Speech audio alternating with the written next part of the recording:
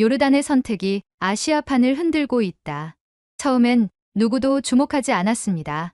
사막 한복판에서 벌어진 조용한 서명이 아시아의 질서를 뒤흔들 줄은. 미국은 침묵했고 중국은 불쾌한 눈빛을 감추지 못했습니다. 러시아는 당혹했고 인도는 예정보다 일찍 군사 고문단을 파견했습니다. 그리고 한국은 전혀 예상하지 못한 방식으로 세계의 중심에 서게 되었습니다. 이란과 이스라엘의 전쟁 이후 국제 무기 시장은 지금 혼란에 빠져 있습니다. 몇몇 국가는 자국 내 비상안보 회의를 소집했고 한 국가는 자존심을 꺾고 뒤늦게 연락을 취했습니다. 지도자들은 조용히 파견국을 바꿨고 기자들은 신냉전의 서막이라는 표현을 쓰기 시작했죠. 모두가 묻습니다. 대체 요르단이 무슨 선택을 한 것일까? 지금 바로 비디오를 재생해 보겠습니다. 그 전에 잠깐 1초 만에 누를 수 있는 좋아요 버튼을 꾹 눌러주시면 영상 제작에 아주 큰 힘이 됩니다. 안녕하세요. 저는 요르단 정보부 소속 파이잘 알 하심입니다. 제가 오늘 여러분께 전하고자 하는 이야기는 단순한 무기 도입 사연이 아닙니다. 이것은 한 나라가 어떻게 전쟁의 본질을 바꿔놓았는지, 그리고 그 과정에서 제가 깨달은 진정한 국방의 의미에 대한 이야기입니다. 제가 이 이야기를 시작하는 이유는 간단합니다. 세상 사람들이 한국이라는 나라가 얼마나 놀라운 철학으로 무기를 만드는지 모르기 때문입니다. 그들은 단순히 강한 무기를 만든 것이 아니라 전쟁에서 숨어서 살아남으려는 자들을 향해 더 이상 벙커는 안전하지 않다고 선언한 것입니다. 그리고 저의 과거의 아픔을 청산하기 위한 노력이 담긴 이야기입니다. 2025년 6월 13일 새벽 3시 47분. 제가 암만의 정보부 야간 작전실에서 시리아 국경 상황을 모니터링하고 있을 때였습니다. 갑자기 붉은색 경고등이 깜박이며 암호화된 긴급 통신이 들어왔습니다. 송신자는 이스라엘 정보부 모사드였습니다. 작전명 딥 스트라이크 완료. 패키지 3개 모두 배달 완료. 침투 성공. 저는 컴퓨터 화면 앞에서 얼어붙었습니다. 패키지 3개라는 것은 이란 핵개발 프로그램의 핵심 인물 3명을 의미했습니다. 그들의 자택에 한밤중 몰래 드론으로 기습 침투해서 수면에 들어간 핵심 인물 3명을 모두 정밀 타격했다는 겁니다. 그들의 자택 정보가 우리에게도 있었거든요. 하지만 그곳을 정밀 공격한다는 것은 상상도 못했습니다. 어떻게 그게 가능하지? 제가 중얼거리는 순간 후속 보고가 이어졌습니다. 소형 드론 4대, 핵시설 환기구 침투, 내부 폭발물 설치 후 원격 기폭. 이스라엘이 손바닥만 한 드론들을 환기구를 통해 침투시켜 벙커 내부에서 폭발 시도를 했다는 정황도 포착된 겁니다. 5분 후 상관인 압둘라 소령이 숨을 헐떡이며 작전실로 뛰어들어왔습니다. 파이잘, 이란 혁명 수비대가 움직이고 있어. 레이더에 미사일 발사 징후가 포착됐어. 정말로 그랬습니다.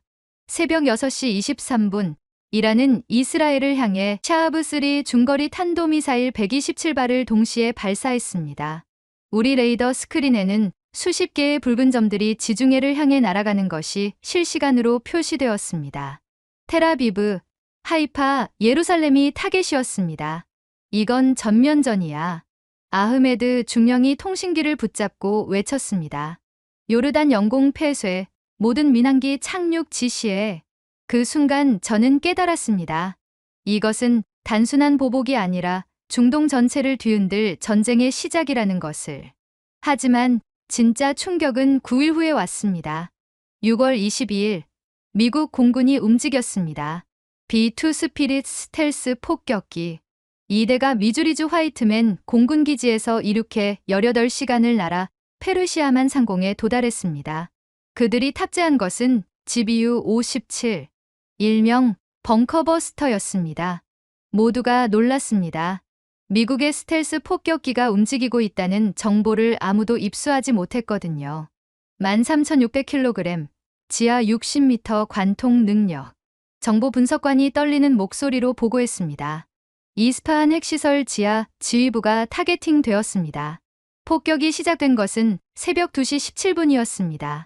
첫 번째 벙커버스터가 떨어진 순간 이란 핵개발 프로그램의 심장부가 완전히 파괴되었습니다. 지하 60m 깊이에 있던 원심분리기 시설과 지휘부가 한순간에 무너져 내렸습니다. 두 번째 폭탄은 나탄즈 지하시설을 정확히 타격했습니다. 그 순간 저는 소름이 돋았습니다. 1979년 이란 혁명 이후 46년간 구축해온 지하 요새가 단 두 발의 폭탄으로 무력화된 것입니다. 그동안 난공불락이라고 여겨졌던 지하 벙커가 더 이상 안전하지 않다는 것이 전 세계에 증명된 순간이었습니다. 결국 이란은 3일 후인 6월 25일 휴전을 선언했습니다. 최고 지도자 알리 하메네이조차 지하도 더 이상 안전하지 않다며 굴복할 수밖에 없었습니다. 하지만 국제사회가 얻은 교훈은 더욱 충격적이었습니다. 전쟁은 더 이상 지상에서 벌어지지 않는다. 이제는 누가 지하를 뚫느냐의 시대다. 이 사건 이후 제3세계 국가들은 모두 패닉에 빠졌습니다. 파키스탄, 사우디아라비아, 터키, 이집트 모든 나라가 같은 질문을 했습니다. 우리의 지하 지휘부도 안전하지 않다면 어떻게 해야 하는가? 시리아, 이라크와 국경을 맞대고 있는 저희 요르단도 마찬가지였습니다. 우리의 지하 군사시설들이 과연 안전할 것인가? 적들이 벙커버스터를 보유한다면 우리는 어떻게 대응해야 하는가? 이제 지하 벙커 공격 능력은 선택이 아닌 생존의 문제가 되었습니다. 하지만 현실은 냉혹했습니다. 미국은 자신들의 GBU-57 벙커버스터를 절대 수출하지 않습니다. 프랑스의 비에류 126, 영국의 스톰 섀도우도 기술적 한계가 명확했습니다. 최신 무기 기술을 가지지 못한 제3세계 국가들은 미국 무기 구매 제한 때문에 절망적인 대체 수단 찾기에 몰두할 수밖에 없었습니다. 그로부터 일주일 후 저는 요르단 국방부 회의실에 앉아 있었습니다. 국방자문단 긴급회의였습니다. 회의 주제는 명확했습니다. 이란 이스라엘 전쟁에서 드러난 벙커버스터의 위력, 우리는 어떻게 대응할 것인가? 우리도 벙커버스터가 필요합니다. 제가 보고서를 펼치며 말했습니다. 현재 시리아 국경 지역에 있는 IS 잔당들의 지하 터널, 이라크에서 넘어오는 무장단체들의 지하 은신처, 이 모든 것들을 제거하려면 지하 관통 능력이 절대적으로 필요합니다. 국방부 장관인 마지드 알파이잘이 심각한 표정으로 고개를 끄덕였습니다. 파이잘의 말이 맞습니다. 하지만 문제는 어디서 구할 것인가입니다. 미국산은 불가능합니다. 무기조달 담당 준장이 한숨을 쉬며 말했습니다. GBU-57은 나토 핵심 동맹국에게만 제한적으로 공급됩니다. 우리 같은 중동 국가에게는 절대 팔지 않습니다. 그때 저는 가슴이 두근거리기 시작했습니다. 어딘가에서 본 적이 있는 무기가 떠올랐거든요. 언제였지? 어디서였지? 제 머릿속을 뒤지기 시작했습니다. 프랑스는 어떻습니까? 장관이 물었습니다. AASM 해머는 지하 관통 깊이가 10m에 불과합니다. 제가 답했습니다. 터널 정도는 막을 수 있겠지만 본격적인 지하 벙커에는 한계가 있습니다. 영국의 스톰 섀도우는 지하 관통보다는 지상 타겟용입니다. 우리가 원하는 깊이 있는 벙커 공격에는 부적합합니다. 회의실이 조용해졌습니다. 모두가 막다른 길에 다다른 느낌이었습니다. 그런데 바로 그 순간 번개처럼 기억이 떠올랐습니다. 2025년 2월 아부다비 IDX 방산 전시회. 잠깐만요. 제가 갑자기 일어서며 말했습니다. 아부다비에서 본 무기가 있습니다. 모든 시선이 저에게 집중되었습니다. 저는 그때의 기억을 천천히 되짚어 가기 시작했습니다. 2월 19일 저는 아부다비 국제전시센터에 있었습니다. 세계 최대 규모의 방산 전시회인 IDX 2025의 요르단 정부 대표단의 일원으로 참석했던 것입니다. 한국 업체들이 특별한 무기를 전시하고 있었습니다. 제가 말을 이어갔습니다. 한화시스템과 LI지넥스원 부스에서 봤는데 그때의 장면이 선명하게 떠올랐습니다. 한국 업체들의 부스는 다른 나라들과 확연히 달랐습니다. 화려한 외관보다는 실질적인 성능에 집중했고 과장된 선전보다는 정확한 데이터를 제시했습니다. 그리고 그 중에서도 특히 인상적이었던 것이 있었습니다. 현무5라는 이름의 탄도미사일이었습니다. 저는 확신에 찬 목소리로 말했습니다. 설명서에 분명히 적혀 있었어요. 지하 관통 능력 80m 이상, GPS 유도 정확도 CEP 10m 이내라고. 회의실이 술렁이기 시작했습니다. 80m라면 미국의 GBU 57보다도 깊은 관통력이었습니다. 정말입니까? 장관이 놀란 표정으로 물었습니다. 네, 확실합니다. 저는 그때의 기억을 더 자세히 떠올렸습니다. 한국 담당자가 설명하기를 이 미사일은 북한의 지하 벙커를 겨냥해서 개발했다고 했습니다. 북한이 평양 지하 100m에 건설한 지하 도시와 김정은의 지하 벙커까지 관통할 수 있도록 설계했다고 하더군요. 북한의 지하 벙커. 무기 조달 준장이 중얼거렸습니다. 그렇다면 기술적으로는 검증이 끝난 셈이군요. 맞았습니다. 북한은 세계에서 지하 요새화가 가장 발달한 나라 중 하나입니다. 평양 지하에는 지하철보다 더 깊은 지하 벙커들이 촘촘히 건설되어 있고, 김정은의 지하 벙커는 핵 공격에도 견딜 수 있도록 설계되었다고 알려져 있습니다. 그런 타겟을 상대로 만든 무기라면 충분히 신뢰할 만했습니다. 그런데 한국이 우리에게 팔까요? 장관이 의구심을 표했습니다. 저는 그때 한국 담당자와 나눴던 대화를 떠올렸습니다. 그는 다른 나라 업체들과는 확연히 다른 태도를 보였습니다. 무기를 판매하는 것보다는 방어적 억제력을 강조했고, 평화를 위한 힘의 균형을 이야기했습니다. 한국은 다릅니다. 제가 확신을 가지고 말했습니다. 그들은 무기 수출에 있어서 미국처럼 정치적 조건을 내세우지 않습니다. 기술적으로 검증되고 정당한 방어 목적이라면 판매를 고려한다고 했습니다. 장관이 깊게 생각하더니 결정적인 질문을 했습니다. 그 무기가 정말로 벙커를 뚫을 수 있을 것 같습니까? 저는 그 순간 확신했습니다. 그 무기가 벙커를 뚫을 수 있을 것입니다.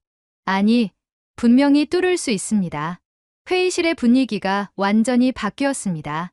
절망에서 희망으로, 막막함에서 가능성으로. 모든 사람들의 눈빛이 살아났습니다. 좋습니다. 장관이 단호하게 말했습니다. 파이잘, 당신이 한국에 가십시오. 그 무기에 대해 자세히 알아보고 도입 가능성을 타진해 보십시오. 그 순간 저는 가슴이 뛰었습니다. 마침내 해답을 찾을 수 있는 기회가 온 것입니다. 한국으로 가서 그 놀라운 무기의 실체를 확인하고 우리나라의 국방력을 한 단계 끌어올릴 수 있는 기회 말입니다. 일주일 후 저는 인천국제공항에 발을 내딛었습니다. 한국 땅을 밟는 것은 처음이었지만 공항에서부터 느껴지는 체계적이고 정밀한 시스템에 깊은 인상을 받았습니다. 이 나라가 어떻게 세계 최고 수준의 무기를 만들 수 있는지 조금은 이해할 수 있을 것 같았습니다. 한국 국방부에서 파견된 연락관 김중령이 저를 맞이했습니다. 파이잘 소령님, 환영합니다. 내일 대전의 ADD 연구소로 안내해드리겠습니다. ADD, 국방과학연구소. 한국의 모든 첨단 무기가 탄생하는 곳이라고 들었습니다. 그곳에서 현무5의 개발 책임자를 만날 수 있다는 소식에 저는 설렘과 긴장감을 동시에 느꼈습니다. 다음 날 아침, 대전에 도착한 저는 ADD 연구소의 규모에 놀랐습니다. 거대한 부지에 최첨단 시설들이 들어서 있었고, 보안 시설은 상상 이상으로 철저했습니다. 여러 단계의 보안 검색을 거쳐 마침내 현무5 개발동에 들어설 수 있었습니다. 안녕하세요. 현무5 개발 책임자 정우현입니다. 제 앞에 선 사람은 40대 초반의 차분한 인상을 가진 박사였습니다. 그의 눈빛에서는 깊은 신념과 동시에 무거운 책임감이 느껴졌습니다. 인사를 나누고 회의실에 앉자 정우현 박사는 예상과 다른 이야기로 대화를 시작했습니다. 파이잘 소령님, 현무5에 관심을 가져주셔서 감사합니다. 하지만 이 무기가 왜 만들어졌는지부터 말씀드리고 싶습니다. 저는 고개를 끄덕였습니다.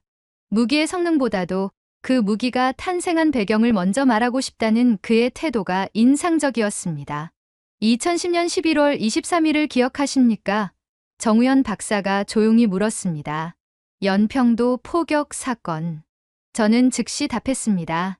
중동에서도 큰 뉴스가 되었던 사건이었습니다. 맞습니다.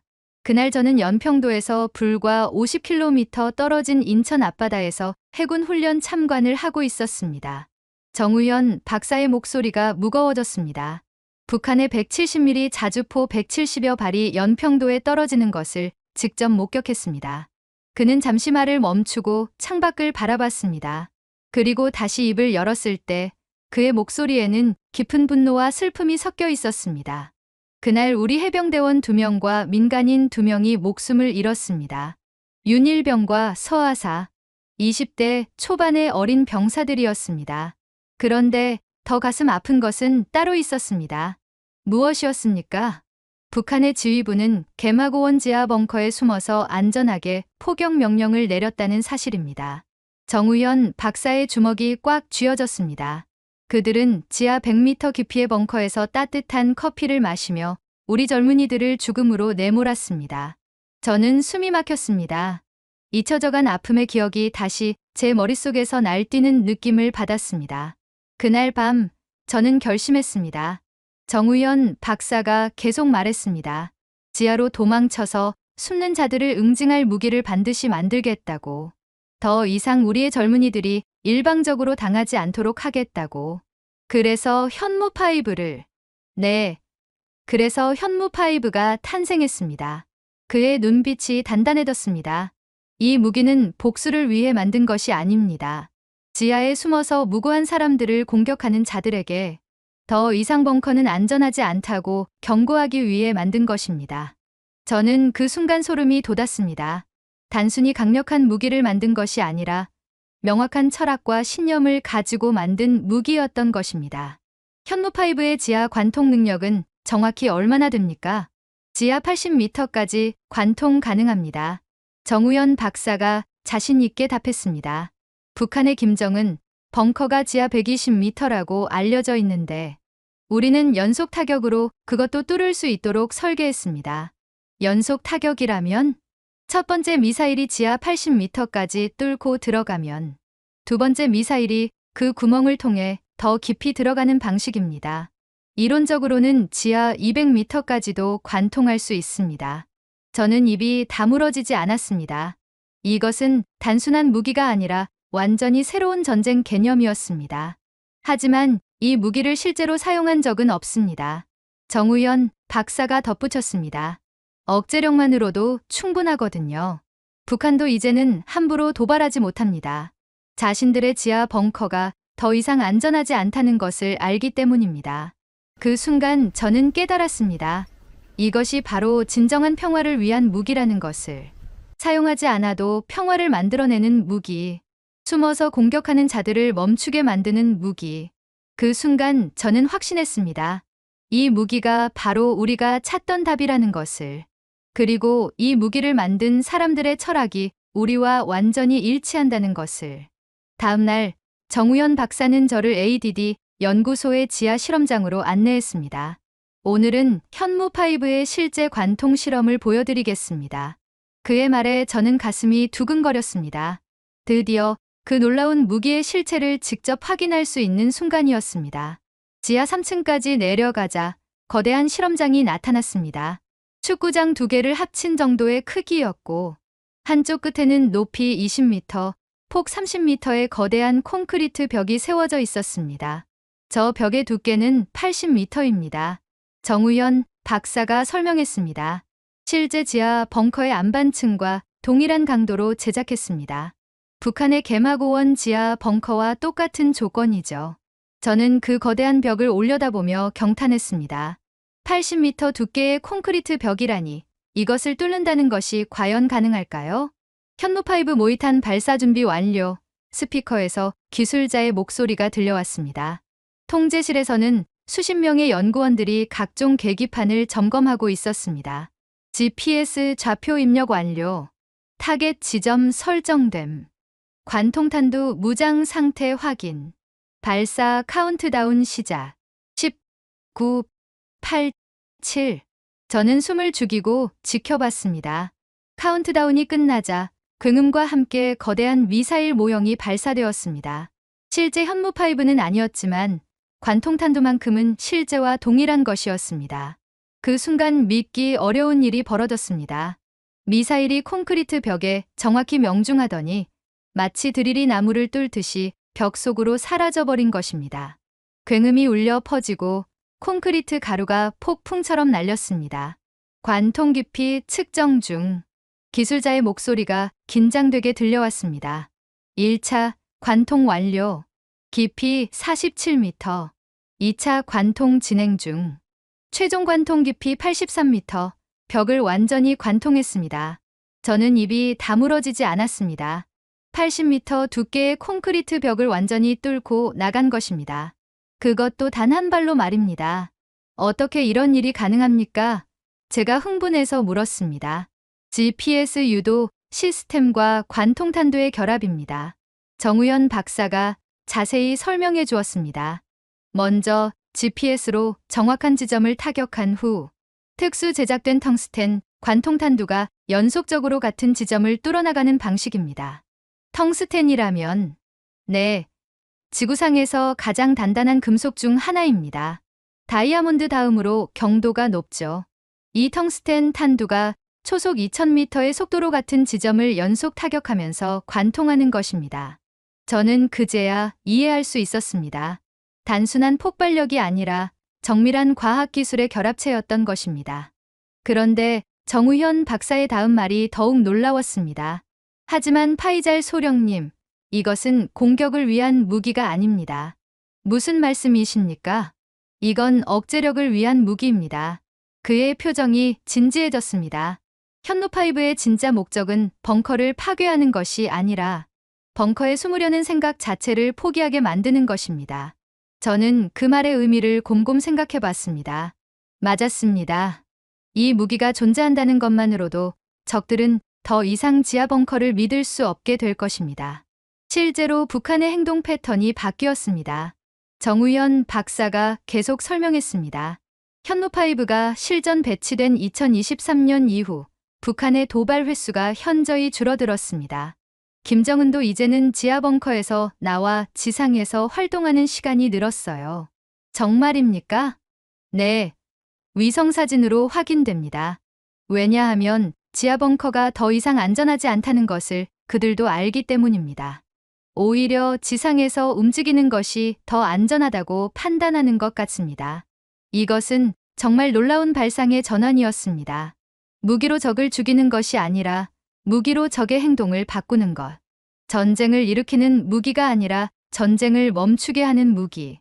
그런데 한국군 지휘부는 이 무기를 어떻게 운용합니까? 제가 궁금해서 물었습니다. 정우현 박사는 잠시 망설이더니 대답했습니다. 우리는 절대 선제 공격용으로 사용하지 않습니다. 오직 보복용, 그것도 민간인 피해를 최소화할 수 있는 지하 군사시설에만 사용합니다. 민간인 피해를 최소화한다는 것은 지하 벙커는 대부분 산악지대나 외딴 곳에 있습니다. 현노5는 지상 피해 없이 지하만 정확히 타격할 수 있어서 민간인 피해가 거의 없습니다. 이것이 기존 벙커 버스터와 가장 큰 차이점입니다. 저는 그 말을 듣고 깊은 감동을 받았습니다. 강력한 무기를 만들면서도 인도주의적 고려를 놓치지 않는 것. 이것이 바로 한국의 무기 철학이었습니다. 실험장을 나오면서 저는 한국군 작전참모부 박대령을 만났습니다. 그는 현무5 운용부대 출신이었습니다. 박대령님, 현무5를 실제로 운용해 보신 소감은 어떠십니까? 한마디로 말하면 이 무기는 사용하지 않기 위해 존재하는 무기입니다. 박대령의 답변이 인상적이었습니다.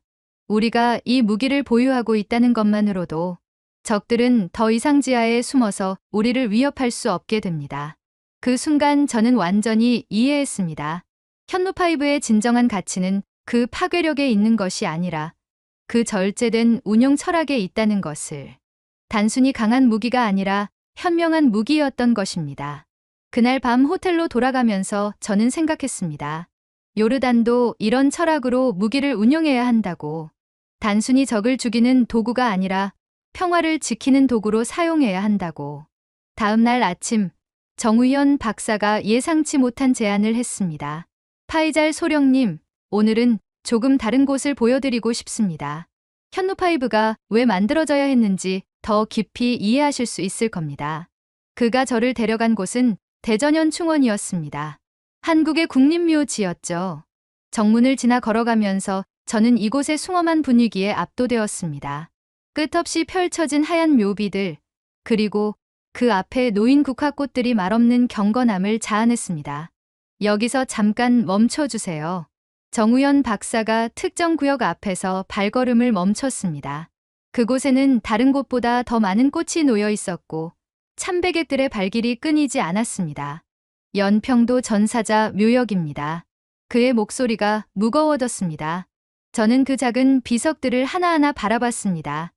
해병대 하사 서정우, 해병대 일병 문광욱, 20대 어린 나이에 목숨을 잃은 젊은이들이었습니다. 이 두 사람이 연평도에서 목숨을 잃은 해병대원들입니다. 정우현 박사가 무릎을 꿇고 묘비 앞에 국화꽃을 놓으며 말했습니다. 서정우 하사는 포격이 시작되자 민간인들을 대피시키다가 포탄에 맞아 순직했습니다. 문광욱 일병은 대응 사격을 위해 포대로 달려가다가 희생되었죠. 저는 가슴이 먹먹해졌습니다.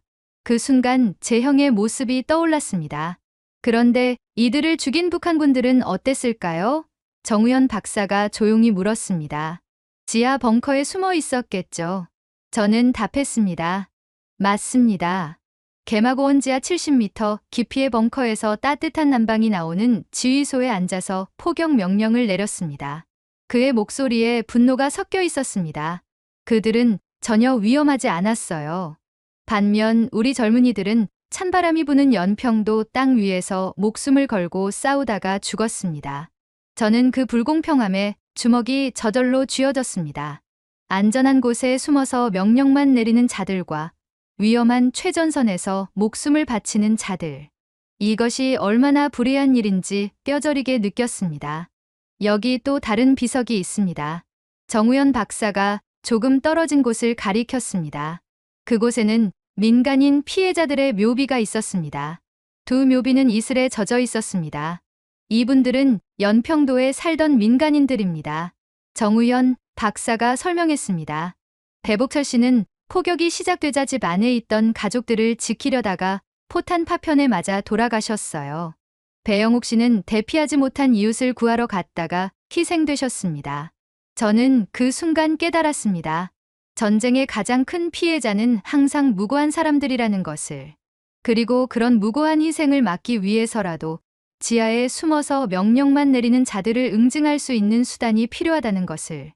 우린 지상에서 죽었습니다. 정우현 박사가 묘비를 어루만지며 중얼거렸습니다. 하지만 그들의 벙커는 영원히 기억될 겁니다. 그 말을 듣는 순간 형의 생각이 더 짙어져 갔습니다. 2019년 7월 요르단 이라크 국경 지역에서 벌어진 테러와의 전쟁. 제 형 아흐마드도 그곳에서 목숨을 잃었습니다. 저도 비슷한 경험이 있습니다. 제가 조심스럽게 입을 열었습니다. 제 형이 순직한 상황도 이와 똑같았어요. 정우현 박사가 제게 시선을 돌렸습니다.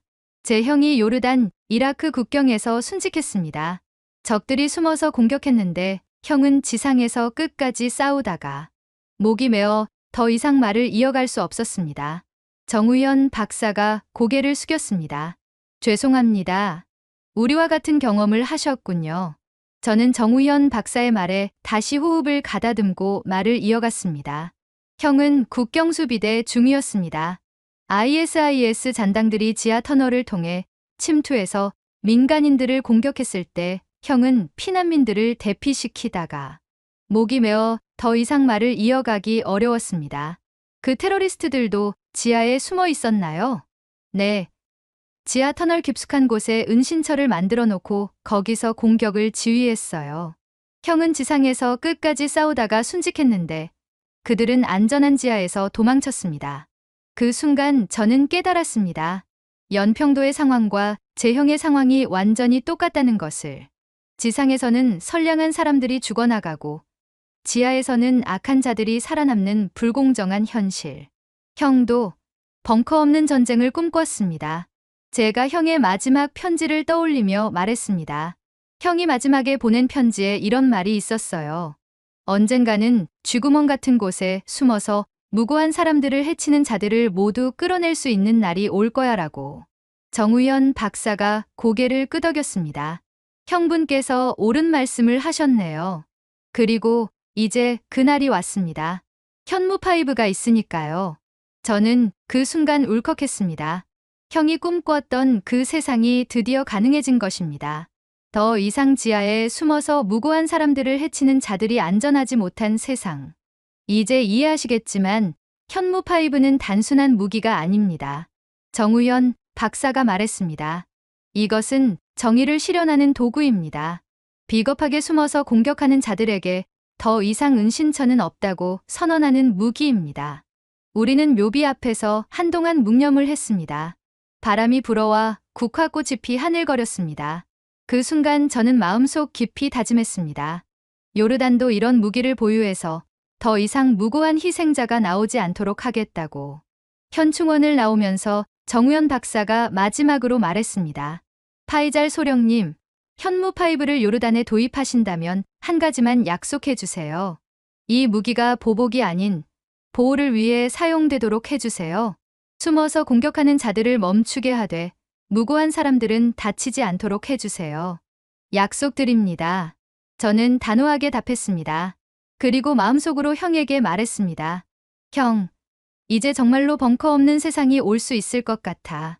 현충원을 나온 후 정우현 박사는 저를 ADD 연구소의 자료실로 안내했습니다.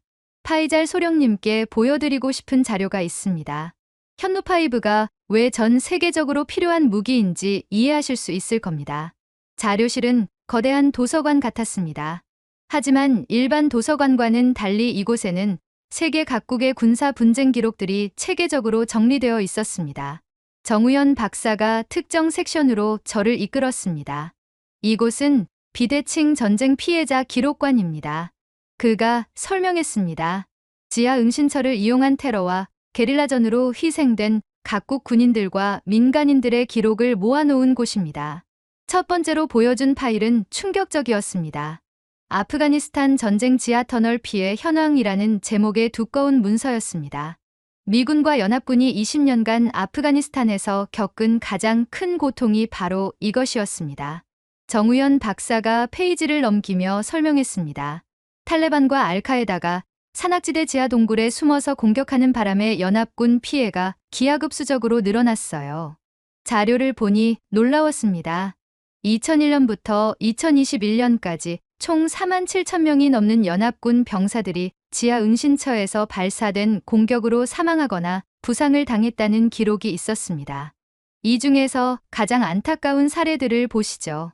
정우현 박사가 특정 페이지를 펼쳤습니다. 2010년 헬만드 주에서 벌어진 사건입니다. 영국군 페트롤 부대가 민간인 학교를 보호하러 갔다가 지하 터널에서 나온 탈레반의 공격을 받았어요. 사진과 함께 기록된 내용을 보니 가슴이 아팠습니다. 22세의 영국군 이등병 해리 패치 같은 젊은 병사들이 아프간 어린이들을 보호하려다가 목숨을 잃었다는 기록이었습니다. 반면 탈레반들은 지하 50m 깊이의 동굴에서 안전하게 도망쳤습니다. 더 가슴 아픈 것은 민간인 피해입니다. 그가 다른 파일을 꺼냈습니다. 중동 지역 지하 테러 민간인 피해 현황이라는 제목이었습니다.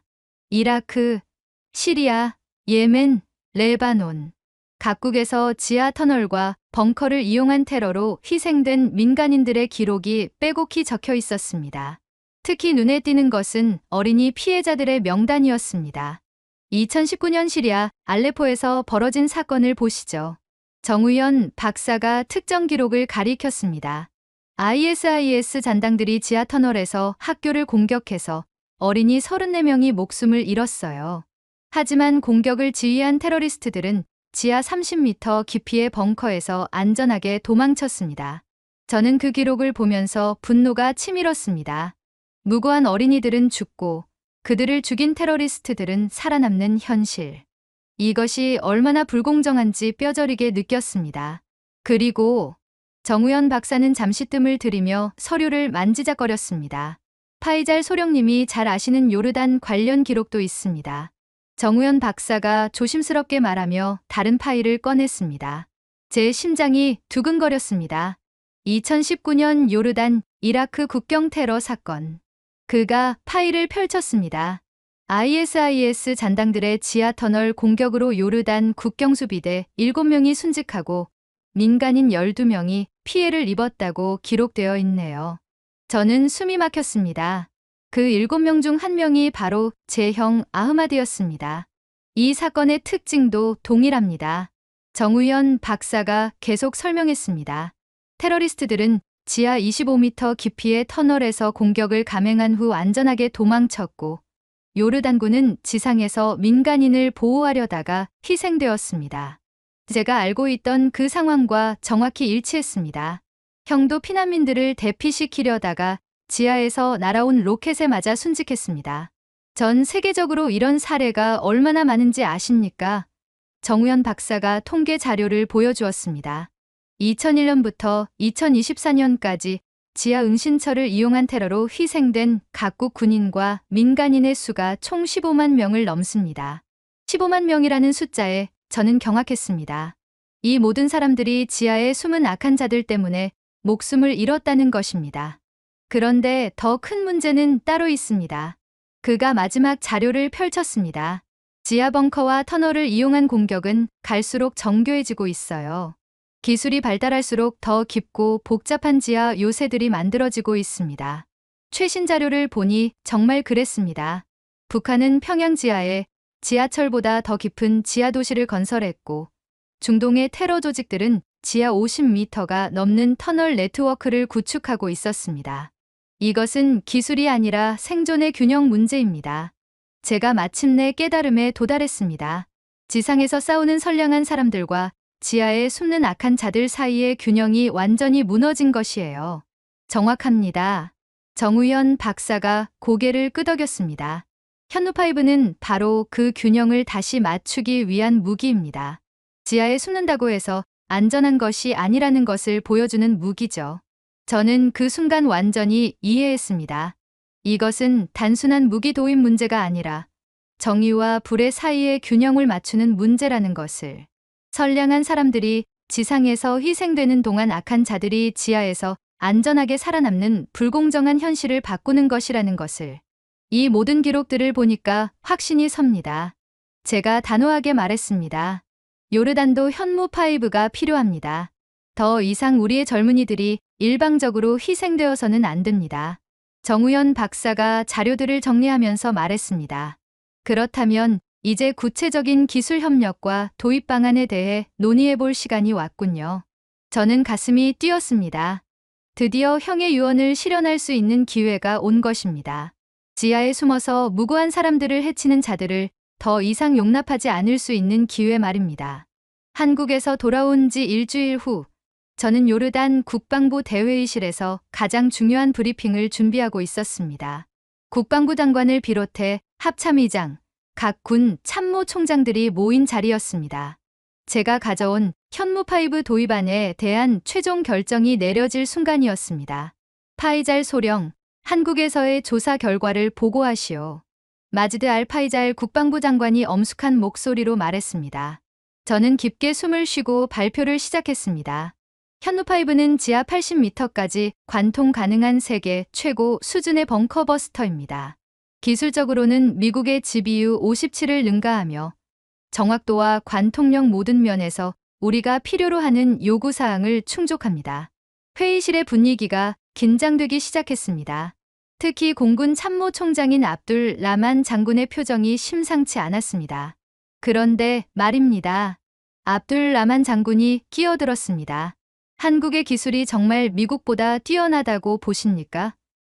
우리가 지금까지 의존해온 미국 무기 체계를 버리고 한국으로 갈아탈 만한 이유가 있습니까? 저는 예상했던 질문이었지만 여전히 당황스러웠습니다. 요르단 군부의 상당수가 여전히 미국 무기에 대한 맹신을 가지고 있었거든요. 장군님, 이것은 기술의 우열 문제가 아닙니다. 제가 침착하게 답했습니다. 미국은 GBU-57을 우리에게 팔지 않습니다. 그리고 설령 판다고 해도 우리가 원하는 대로 사용할 수 있게 해주지 않을 것입니다. 그렇다고 해서 검증되지 않은 한국 무기를. 육군 참모총장인 파루크 대장이 회의적인 목소리로 말했습니다. 검증되지 않았다고요? 저는 약간 흥분해서 반박했습니다. 한국은 이미 북한이라는 세계 최강의 지하 요새를 상대로 이 무기를 개발하고 실전 배치했습니다. 북한의 지하 벙커 기술은 세계 최고 수준입니다. 그것을 뚫을 수 있다면 세상 어떤 지하 요새든 뚫을 수 있습니다. 하지만 군부의 반응은 여전히 차가웠습니다. 특히 압둘 라만 장군이 결정타를 날렸습니다. 파이잘 소령, 당신은 한국 무기에 너무 감정적으로 접근하고 있는 것 같습니다. 우리는 실용적이고 검증된 선택을 해야 합니다. 미국과의 관계도 고려해야 하고요. 저는 그 순간 화가 났습니다. 감정적이라고요? 제가 한국에서 본 것들, 현충원에서 느낀 것들이 감정적인 판단이었다는 말입니까? 장군님들, 이것은 감정이 아니라 현실입니다. 제가 목소리를 높였습니다. 우리가 지금까지 미국 무기에만 의존하면서 얻은 것이 무엇입니까? 시리아 국경의 ISIS 터널을 제대로 막을 수 있었습니까? 이라크에서 넘어오는 테러리스트들의 지하 은신처를 파괴할 수 있었습니까? 회의실이 조용해졌습니다. 제가 말한 것은 모두 사실이었거든요. 요르단군은 지금까지 지하 목표물에 대해서는 거의 무력했습니다. 그렇다면 대안을 제시해 보시오. 합참의장인 하심 원수가 무거운 목소리로 말했습니다. 기술이 아니라 철학을 사는 겁니다. 제가 단호하게 답했습니다. 현무5는 단순한 무기가 아닙니다. 지하에 숨어서 무고한 사람들을 공격하는 자들에게 더 이상 안전하지 않다고 선언하는 무기입니다. 그런데 그때 예상치 못한 반격이 왔습니다. 철학, 압둘 라만 장군이 비웃듯이 말했습니다. 전쟁에서 철학이 총알을 막아줍니까? 우리에게 필요한 것은 철학이 아니라 검증된 화력입니다. 저는 그 순간 좌절감을 느꼈습니다. 이들은 전혀 이해하지 못하고 있었습니다. 현무5가 가진 진정한 가치를 그 무기가 추구하는 정의로운 전쟁의 개념을 말입니다. 회의를 잠시 중단하겠습니다. 장관이 선언했습니다. 각자 입장을 정리한 후 재개하도록 하겠습니다. 휴식 시간에 저는 복도에서 혼자 생각에 잠겼습니다. 어떻게 하면 이들을 설득할 수 있을까? 현무5의 진정한 가치를 어떻게 이해시킬 수 있을까? 그때 국방부 정보 담당 차관인 나빌 박사가 저에게 다가왔습니다. 그는 군부와는 다른 관점을 가진 민간 출신이었습니다. 파이잘, 내가 보기에는 당신이 옳습니다. 그가 조용히 말했습니다. 하지만 군부를 설득하는 방법이 잘못된 것 같아요. 어떤 의미입니까? 그들은 철학이나 정의 같은 말을 좋아하지 않습니다. 대신 실용성과 효과를 강조해야 해요. 나빌 박사가 조언했습니다. 현무5가 어떻게 요르단의 국방력을 실질적으로 향상시킬 수 있는지를 보여줘야 합니다. 저는 그 조언을 듣고 전략을 바꾸기로 했습니다. 내부 설득이 실패했다면 다른 경로를 찾아야 했습니다. 차관님, 외교부 루트는 어떨까요? 제가 물었습니다. 좋은 생각입니다. 국왕 직속 국방위원회에 직접 보고하는 방법도 있어요. 군부의 반대를 우회할 수 있을 것입니다. 회의가 재개되었지만 결과는 예상한 대로였습니다. 군부는 현무5 도입안을 거부했습니다. 시기상조라는 것이 그들의 결론이었습니다. 하지만 저는 포기하지 않았습니다. 회의가 끝난 후 나빌 박사와 함께 외교부로 향했습니다. 외교부 장관인 아이만 사파디를 만나 상황을 설명했습니다. 흥미로운 제안이군요. 사파디 장관이 신중하게 말했습니다. 한국과의 관계 강화 차원에서도 의미가 있을 것 같습니다. 국왕 폐하께 직접 보고 드려보시죠. 그날 밤 저는 형의 마지막 편지를 다시 읽었습니다. 언젠가는 쥐구멍 같은 곳에 숨어서 무고한 사람들을 해치는 자들을 모두 끌어낼 수 있는 날이 올 거야. 형의 유언을 실현하기 위해서라도 저는 끝까지 싸워야 했습니다. 군부의 반대가 있어도 기존 체계에 안주하려는 사람들이 있어도 저는 포기할 수 없었습니다. 그날 밤 집으로 돌아온 저는 오랜만에 형의 유품을 꺼내봤습니다. 아버지가 조심스럽게 보관해 두신 형의 마지막 소지품들이었습니다. 군복, 수첩, 그리고 형이 마지막으로 사용했던 통신기가 있었습니다. 사실 그 통신기에는 아직 복원하지 못한 데이터가 남아있다는 것을 알고 있었습니다.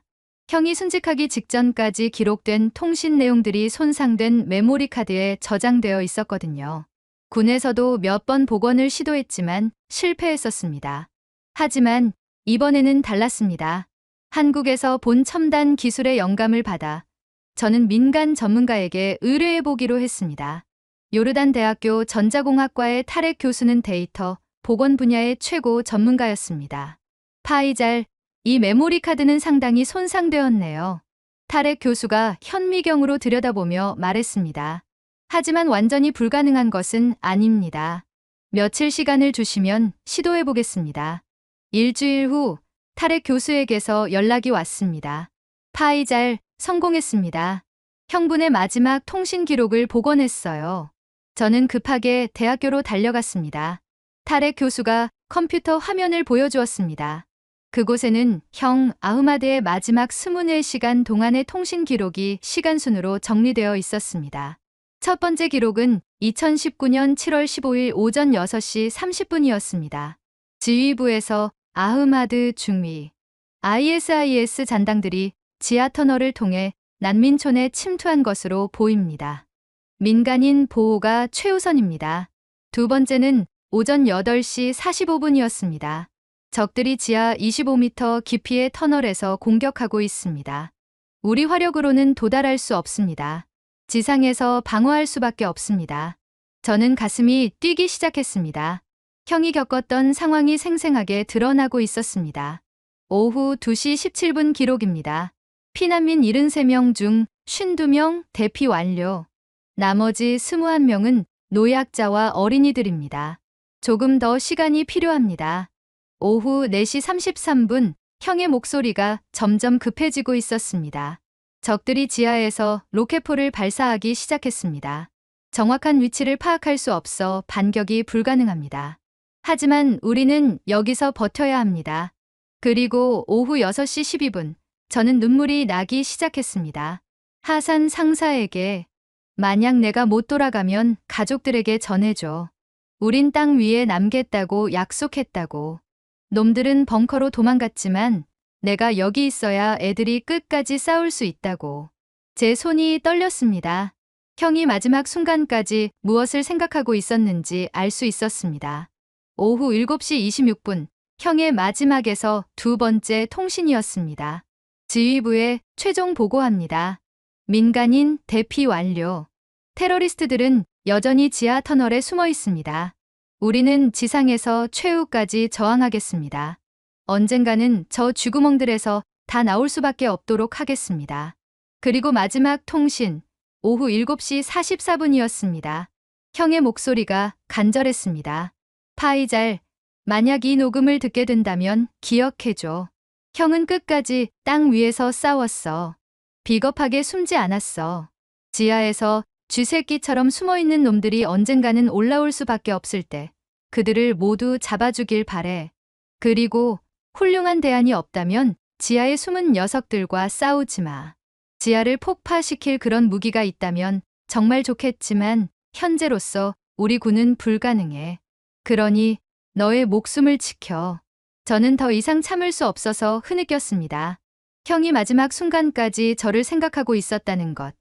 그리고 바로 현무5 같은 무기를 간절히 원하고 있었다는 것을 알 수 있었습니다. 타렉 교수가 조심스럽게 말했습니다. 파이잘, 형분께서 정말 훌륭한 분이셨네요. 마지막까지 임무를 완수하셨어요.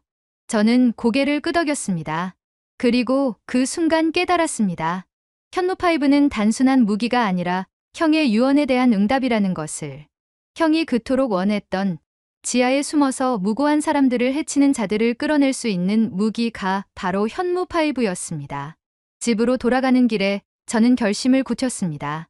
군부의 반대가 있어도 기존 체계를 고수하려는 사람들이 있어도 저는 끝까지 현무5 도입을 위해 싸우겠다고. 그것이 형에 대한 제 마지막 의무라고. 그날 밤 저는 국왕 직속 국방위원회에 제출할 보고서를 다시 작성했습니다.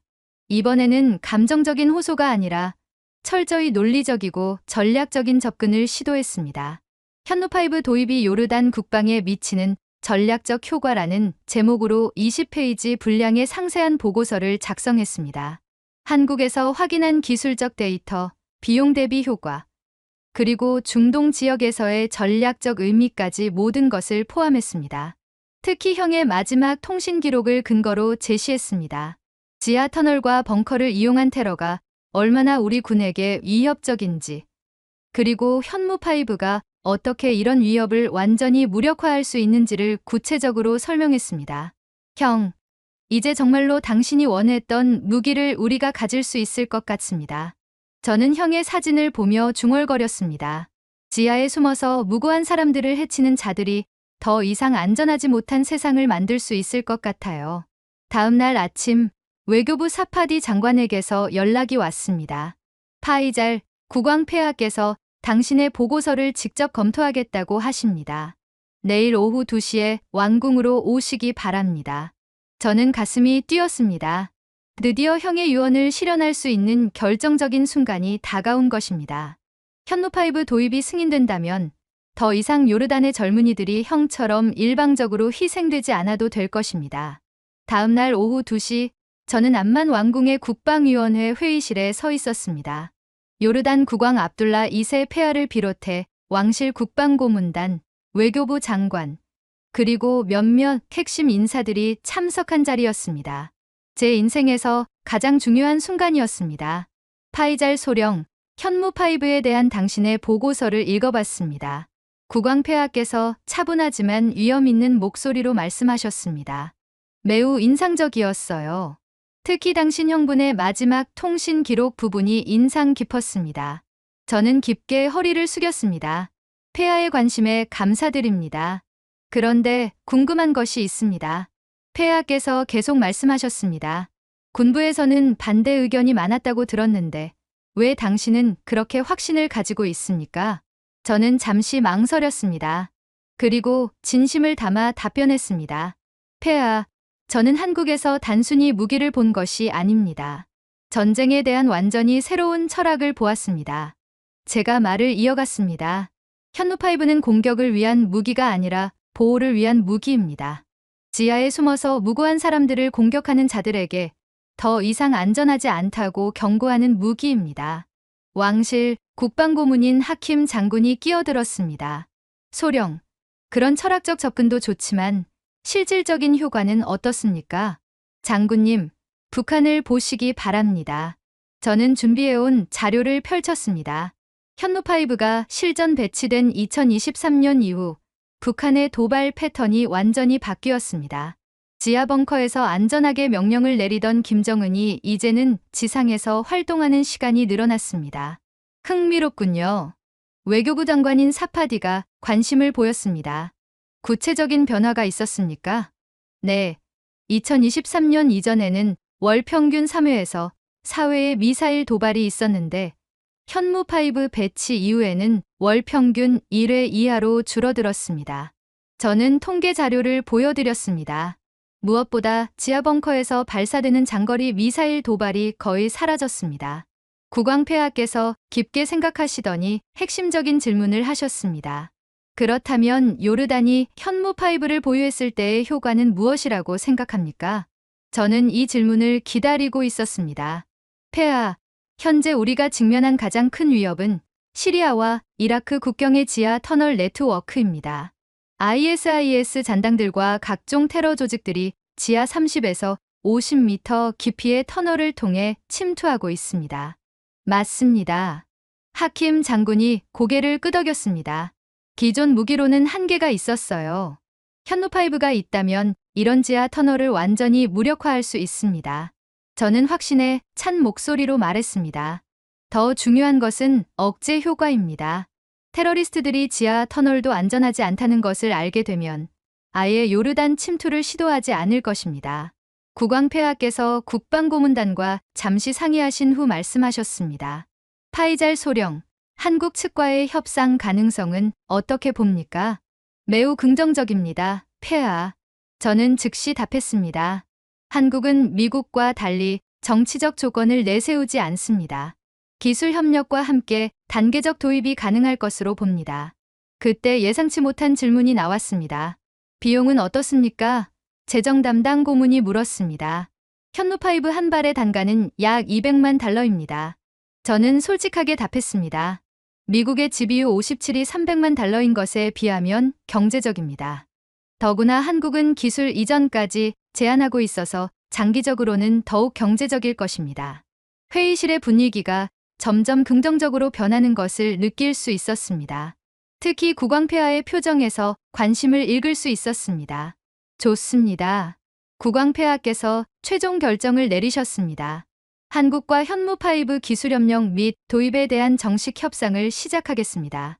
파이잘 소령이 협상 대표로 다시 한국에 가서 구체적인 조건을 논의해 오시기 바랍니다. 저는 그 순간 가슴이 터질 것 같았습니다.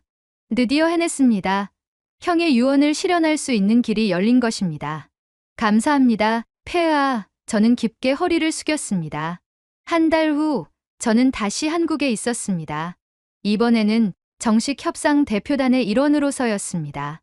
한국 국방부와 ADD 연구소에서는 최고급 인사들이 저희를 맞이했습니다.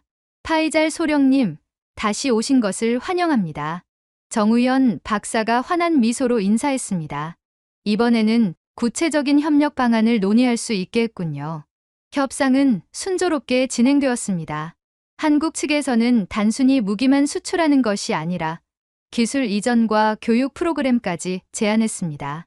요르단이 현무5를 제대로 운용할 수 있도록 모든 지원을 아끼지 않겠습니다. 한국 국방부 차관이 말했습니다. 우리의 목표는 단순한 무기 판매가 아니라 평화를 위한 파트너십입니다. 3주간의 협상 끝에 역사적인 협약이 체결되었습니다. 요르단과 한국 간의 현무5 기술협력 및 수입 협약이 공식 서명된 것입니다. 협약 서명식에서 저는 기자들 앞에서 소감을 발표할 기회를 얻었습니다. 오늘 우리는 한국에서 무기가 아닌 사람을 위한 국방을 배웠습니다. 제가 마이크 앞에서 선언했습니다. 현무5는 공격을 위한 무기가 아니라 보호를 위한 무기입니다. 지하에 숨어서 무고한 사람들을 해치는 자들에게 더 이상 안전한 곳은 없다는 것을 보여주는 무기입니다. 기자회견이 끝난 후 정우현 박사가 저에게 다가왔습니다. 파이잘 소령님, 형분께서 자랑스러워 하실 것 같습니다. 저는 고개를 끄덕였습니다. 네, 형의 유언을 드디어 실현할 수 있게 되었습니다. 그날 밤 호텔에서 저는 형의 사진을 보며 말했습니다. 형, 해냈어요. 이제 지하에 숨어서 무고한 사람들을 해치는 자들이 더 이상 안전하지 못할 거예요. 당신이 꿈꾸었던 세상이 현실이 되었어요.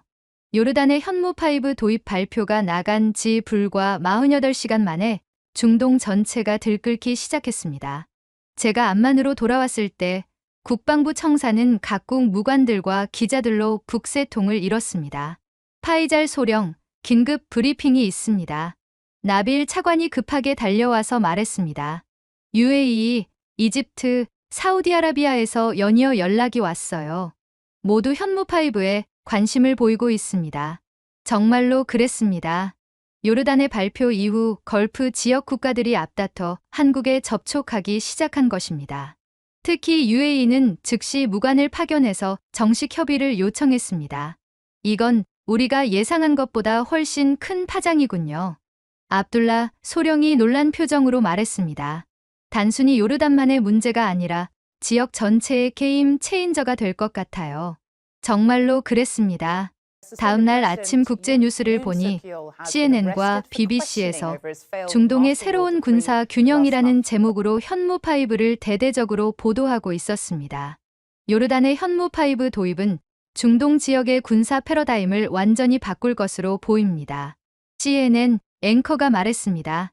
이제 지하 벙커와 터널에 의존하던 테러 조직들과 적대 세력들이 큰 타격을 받을 것으로 예상됩니다. 하지만 모든 반응이 긍정적이지만은 않았습니다. 미국에서는 우려의 목소리가 나오기 시작했습니다. 파이잘, 미국 대사관에서 연락이 왔습니다. 외교부 연락관이 급하게 달려왔습니다. 미국 측에서 현무5 도입에 대한 우려를 표명했다고 합니다. 예상했던 일이었습니다. 미국 입장에서는 자신들의 GBU-57 벙커버스터보다 뛰어난 성능의 무기가 중동에 퍼지는 것을 달가워하지 않을 것이었습니다. 구체적으로 어떤 우려입니까? 제가 물었습니다. 기술 분석이 필요하다며 견제성 발언을 했다고 합니다. 아마 한국에도 압력을 넣을 것 같아요. 하지만 이미 대세는 기울어진 후였습니다. 요르단의 발표 일주일 후 UAE가 공식적으로 현무5 도입 검토를 발표했습니다. 그 다음 주에는 이집트가, 그 다음에는 인도네시아가 뒤따랐습니다. 가장 놀라운 것은 사우디아라비아의 반응이었습니다. 사우디는 그동안 미국 무기에만 의존해왔는데 이번에는 한국과의 방산협력에 공개적으로 관심을 표명한 것입니다. 이것은 정말 역사적인 변화입니다. 중동 지역 방산 전문가인 카림 박사가 TV 인터뷰에서 말했습니다. 중동 국가들이 미국 무기 의존도를 줄이고 대안을 찾기 시작한 것은 처음입니다. 정말로 그랬습니다. 한국 방산업체들은 갑자기 중동에서 가장 주목받는 파트너가 되었습니다. 한화시스템과 LI진엑스원의 주가는 연일 상한가를 기록했습니다. 하지만 더 중요한 것은 단순한 경제적 효과가 아니었습니다. 중동 국가들이 현무5에 주목하는 이유는 기술적 성능보다도 그 철학 때문이었습니다. 우리가 현무5에 관심을 갖는 이유는 간단합니다. UAE 국방부 대변인이 기자회견에서 말했습니다. 이것은 공격을 위한 무기가 아니라 보호를 위한 무기이기 때문입니다. 이집트 군부에서도 비슷한 발언이 나왔습니다. 시나이 반도의 지하 터널 문제를 해결하기 위해서는 현무5 같은 정밀한 지하 관통 무기가 필요합니다. 인도네시아는 더 구체적이었습니다. 남중국해에서 벌어지는 지하 요새화에 대응하기 위해 현무5 도입을 적극 검토하고 있습니다. 이런 움직임을 보면서 저는 깨달았습니다. 현무5는 단순한 무기가 아니라 전쟁의 패러다임 자체를 바꾸는 게임 체인저라는 것을, 지하에 숨어서 공격하는 전술이 더 이상 유효하지 않다는 것을 전 세계에 알리는 신호탄이라는 것을. 특히 인상적이었던 것은 각국이 단순히 무기 구매에만 관심을 보이는 것이 아니라 한국의 전쟁 윤리와 철학을 높이 평가한다는 점이었습니다. 한국은 무기를 만들면서도 인도주의적 고려를 놓치지 않습니다. 카타르 국방부 고문이 언론에 말했습니다. 현무5는 민간인 피해를 최소화하면서도 정확한 타격이 가능한 무기입니다. 오만에서도 비슷한 평가가 나왔습니다. 한국은 무기 수출에 있어서 정치적 조건을 내세우지 않으면서도 무기 오남용을 방지하는 자체적인 윤리 기준을 가지고 있습니다. 이런 평가들을 보면서 저는 한국이 단순한 무기 공급국이 아니라 공존형 억제국으로 인식되고 있다는 것을 느꼈습니다. 전쟁을 일으키는 무기가 아니라 전쟁을 멈추게 하는 무기를 만드는 나라로 말입니다. 일주일 후 저는 한국합동참모본부에서 특별한 초청을 받았습니다. 현무5의 실제 작전 시뮬레이션을 참관할 기회를 주겠다는 것이었습니다. 이는 외국 군사 관계자에게는 극히 이례적인 일이었습니다.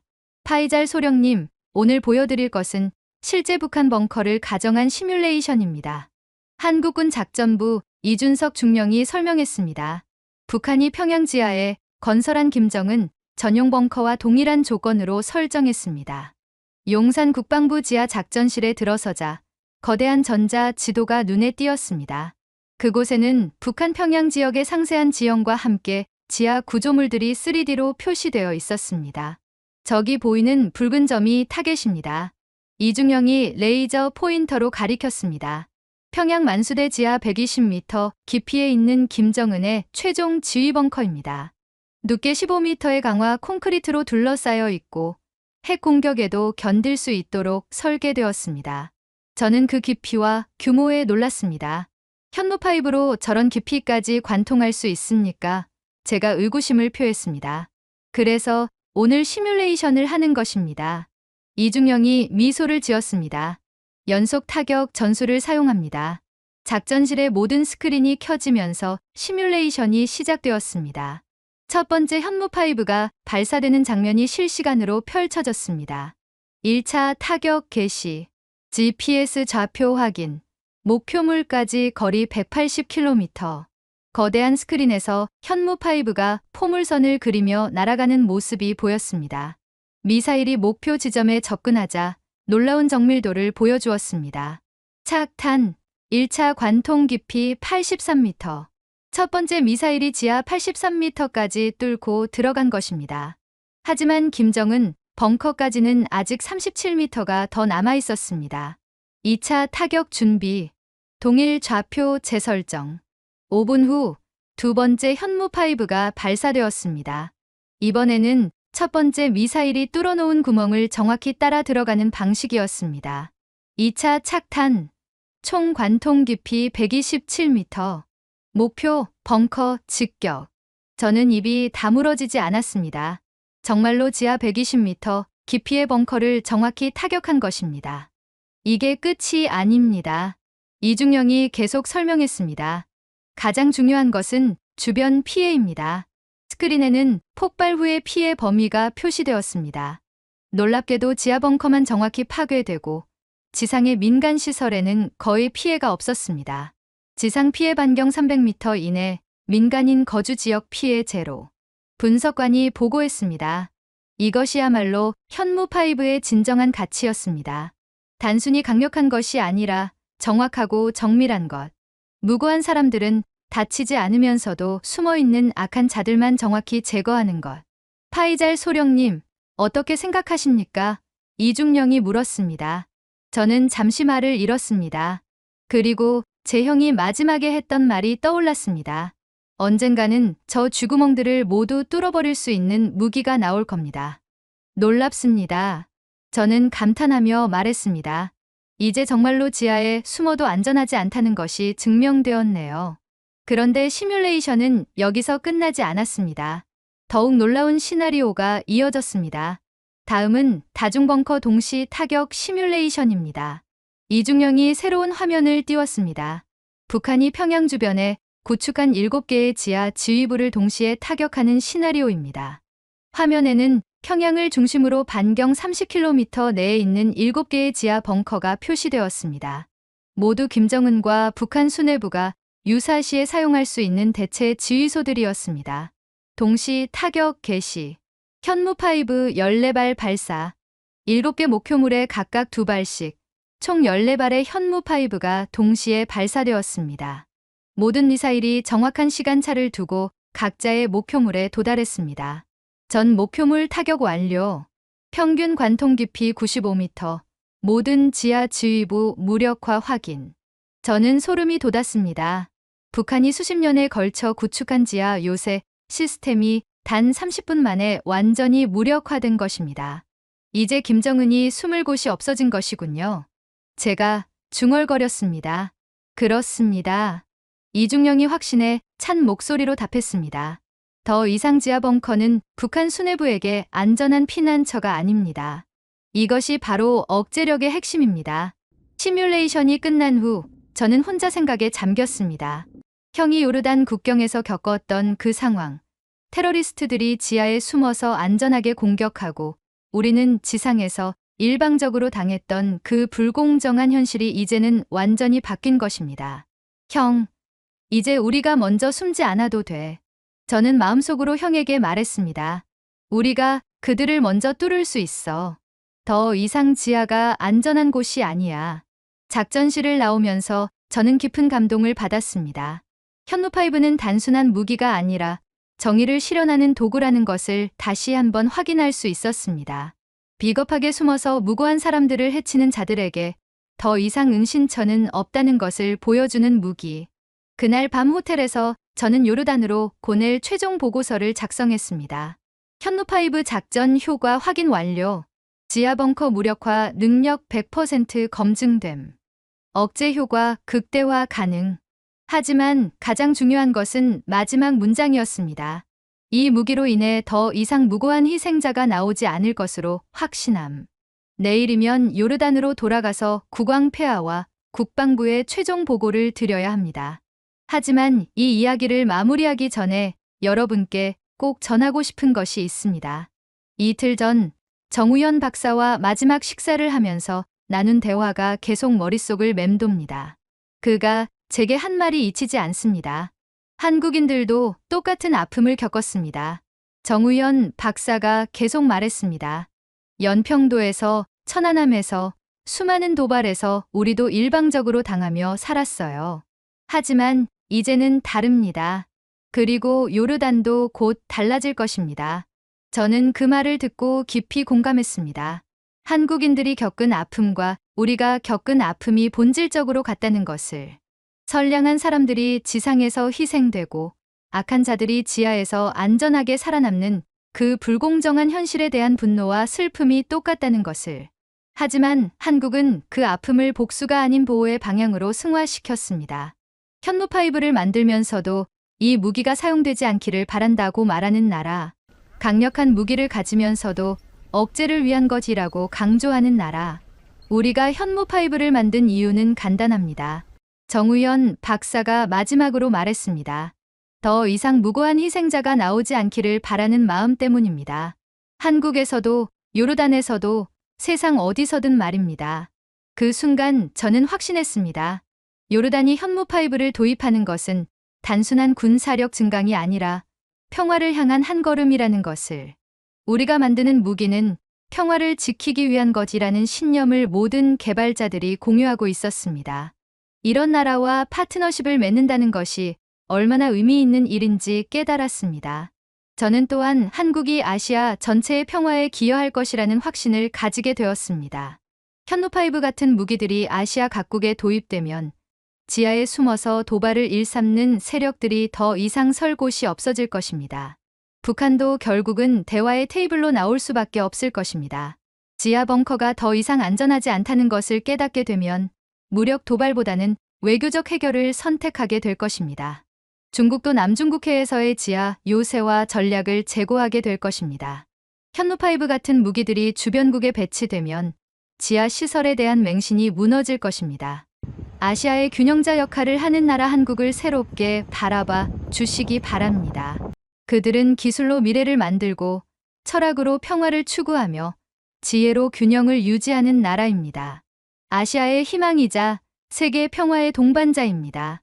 한국의 현무5가 하루빨리 요르단에 그리고 평화를 원하는 모든 나라에 전해지기를 간절히 바랍니다. 그것이 형에 대한 제 마지막 약속이자 미래 세대에 대한 제 책임이기 때문입니다. 그래서 더 이상 무고한 희생자가 나오지 않는 세상이 오기를 바랍니다. 오늘의 이야기는 여기까지입니다. 여러분은 어떻게 느끼셨나요? 여러분의 생각과 마음속 울림을 댓글로 남겨 감동 비디오의 마지막을 장식해주세요. 여러분의 댓글 하나하나가 영상을 제작하는데 큰 힘이 됩니다. 그리고 오늘의 사연이 따뜻하게 다가오셨다면 구독과 좋아요도 잊지 말아주세요. 다음엔 더 깊은 감동과 더 진한 이야기로 찾아뵙겠습니다. 함께해 주셔서 진심으로 감사합니다.